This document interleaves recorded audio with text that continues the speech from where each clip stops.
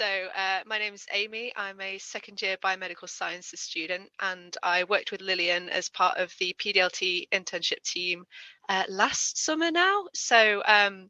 A lot of my work, well, some of the work that I did was focused on making these escape rooms. I made a chemistry themed escape room, as you can see in the slides, and I also kind of made a sample escape room for Lillian to kind of showcase, which I think hopefully you'll be seeing at some point soon.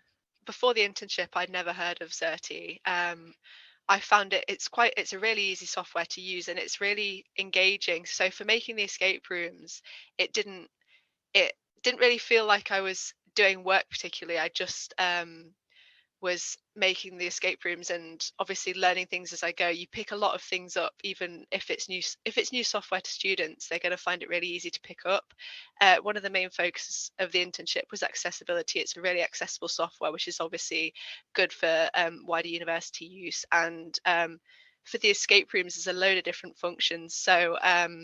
You can use, so for the biology department, you could use like there's a gap fill thing that you could use for different reaction steps, and there's a quiz feature which you can make to test yourself. The applications for Xerte are absolutely amazing, and I think I've only just started to kind of research just a small section of what it could be used for.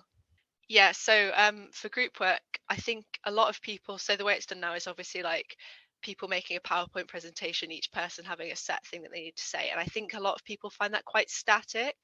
The main thing that I enjoyed about making the escape rooms was that A, because it's a new software, people have to put a lot more thought into it, and B, because it's really engaging, like it makes you think a lot more because obviously the slides that they were doing before, they have a set structure that they need to follow. You can think a lot more about what you want to put into it to make it kind of personable. And I feel like people would really enjoy that, like putting their own personal touches on things instead of just going, okay, this person does this thing, the other person does another thing.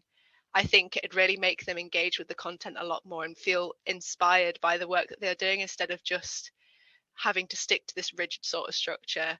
I think another application that we did talk about was sort of the potential for students to make a revision resource bank. So you can really easily share Xerte projects with your peers. And that sort of stays, you can make it sort of stay in their account and it's really easy for them to access. Yeah, so I think with Xerte, obviously I spent a lot of time working with it, but I think the things that I found out about making escape rooms and working with Xerte in general sort of only just like scratch the surface of the capabilities that this technology has. I think within like tutorials and stuff, it'd be really interesting to see lecturers using the escape rooms to as sort of like an icebreaker for students, sort of first tutorial session. They come in, they do an escape room just to get a feel for what the topic that they're going to be learning about will be. The chemistry escape room I made was sort of like for first year students. I think that is sort of an icebreaker, getting them into, because obviously it's quite a collaborative thing, getting them introduced to their peers, getting them introduced to the topic as well. It'd be really nice to see people start doing that. And it could even be used getting students within these tutorial settings or just within the wider university to make an escape room that can be used for future students to do. I think that would be quite interesting to see that done as well.